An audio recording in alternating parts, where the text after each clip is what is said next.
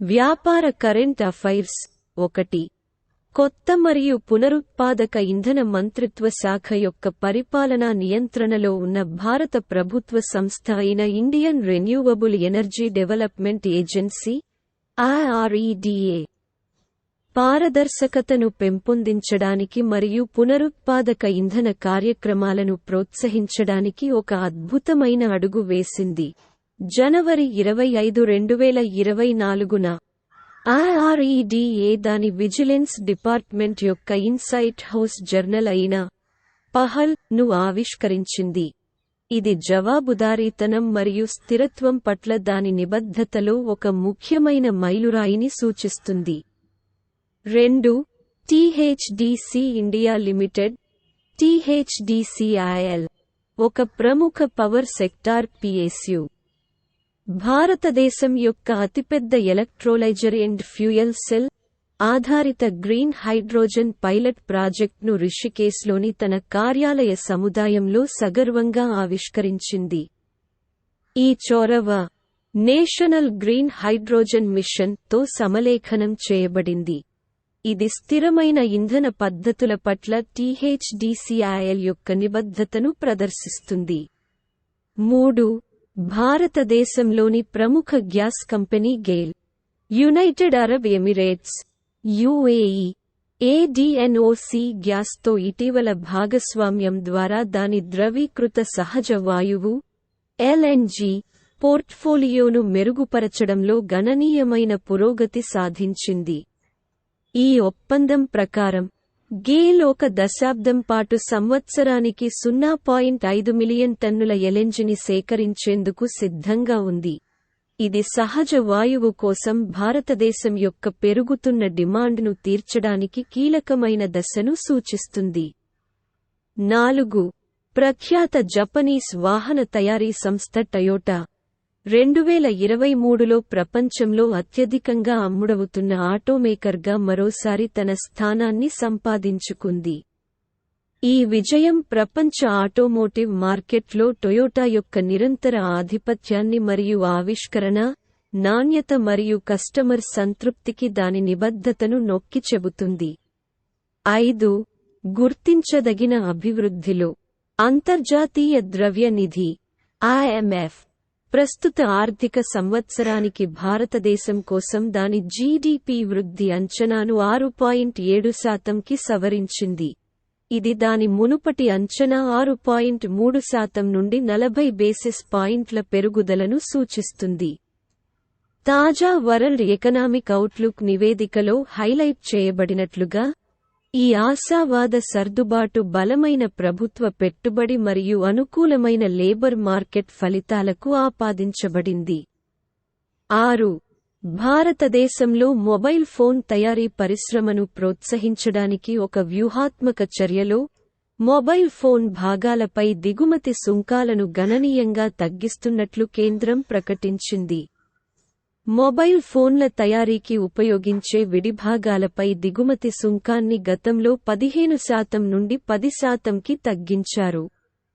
ఈ నిర్ణయం ప్రపంచ సరఫరా గొలుసులలో తన పాత్రను మెరుగుపరచడానికి మరియు ఎగుమతులను పెంచడానికి భారతదేశం యొక్క విస్తృత లక్ష్యాలకు అనుగుణంగా ఉంటుంది. 7. NTPC యొక్క అనుబంధ సంస్థ అయిన NTPC green energy limited NGEL ఇటీవల మహారాష్ట్ర ప్రభుత్వంతో 80,000 కోట్ల రూపాయలు విలువైన అవగాహన ఒప్పందాన్ని కుదుర్చుకుంది. ఈ వ్యూహాత్మక సహకారం రాష్ట్రంలో గ్రీన్ హైడ్రోజన్ ప్రాజెక్టులకు మార్గదర్శకత్వం వహించాలని లక్ష్యంగా పెట్టుకుంది. దాని గ్రీన్ ఇన్వెస్ట్మెంట్ ప్లాన్లో వివరించిన ప్రభుత్వ దృష్టికి దగ్గరగా ఉంటుంది. 8. పెరుగుతున్న బియ్యం ధరలకు ప్రతిస్పందనగా మార్కెట్ అస్థిరతను పరిష్కరించడానికి మరియు వినియోగదారులకు స్థోమతను కల్పించే లక్ష్యంతో భారత ప్రభుత్వం భారత్ బ్రాండ్ బియ్యాన్ని ఆవిష్కరించింది. నాఫెడ్, NCCF మరియు కేంద్రీయ భండార్ వంటి సహకార సంస్థల ద్వారా 5 మరియు 10 కిలోల ప్యాక్లలో కిలోకు 29 రూపాయలు చొప్పున బియ్యం అందుబాటులో ఉంటాయి. 9. భారతదేశం అధికారికంగా యూనిఫైడ్ పేమెంట్స్ ఇంటర్ఫేస్ (యూపీఐ) ని పారిస్లోని ఐకానిక్ ఈఫిల్ టవర్లో ప్రవేశపెట్టింది. ఇది ప్రపంచీకరణ చేయాలనే ప్రధానమంత్రి నరేంద్ర మోదీ దృష్టిని సాకారం చేసే దిశగా ఒక ముఖ్యమైన అడుగు.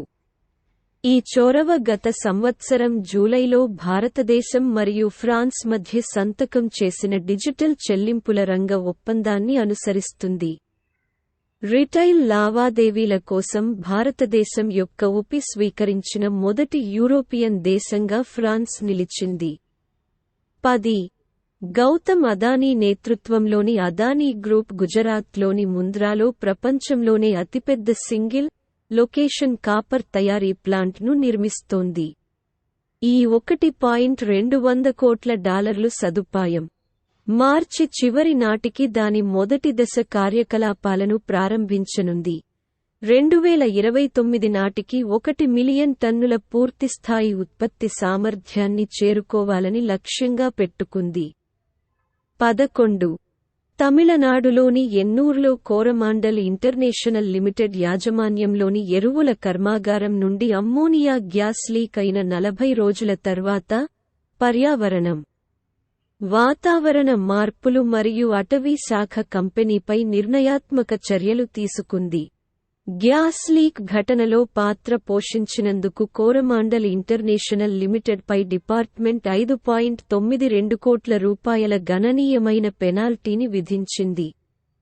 పర్యావరణ ప్రమాదాలను అధికారులు పరిష్కరిస్తున్న తీవ్రతను ఇది ప్రతిబింబిస్తుంది. 12. విద్యుత్ మంత్రిత్వ శాఖ ఆధ్వర్యంలోని Maharatna central public sector enterprise మరియు ప్రముఖ ఎన్బీఎఫ్సి అయిన ఆర్ఈసీ లిమిటెడ్ సస్టైనబుల్ ఫైనాన్స్ కోసం ది అసెట్ ట్రిపుల్ అవార్డ్స్లో ప్రతిష్టాత్మకమైన బెస్ట్ గ్రీన్ బాండ్ కార్పొరేట్ అవార్డుతో సత్కరించబడింది. ఈ గుర్తింపు సస్టైనబుల్ ఫైనాన్స్ మరియు ఎన్విరాన్మెంటల్ సస్టైనబిలిటీకి ఆర్ఈసీ యొక్క నిబద్ధతను నొక్కి చెబుతుంది. 13. సంయుక్త మార్కెట్ క్యాపిటలైజేషన్లో $30 లక్షల కోట్ల మార్కును అధిగమించిన మొదటి భారతీయ సమ్మేళనంగా టాటా గ్రూప్ చరిత్ర సృష్టించింది. Tata consultancy services (TCS), Tata Motors, Tata power మరియు ఇండియన్ హోటల్స్తో సహా కీలక అనుబంధ సంస్థల నుండి బలమైన ప్రదర్శనల ద్వారా ఈ ముఖ్యమైన విజయం సాధించబడింది.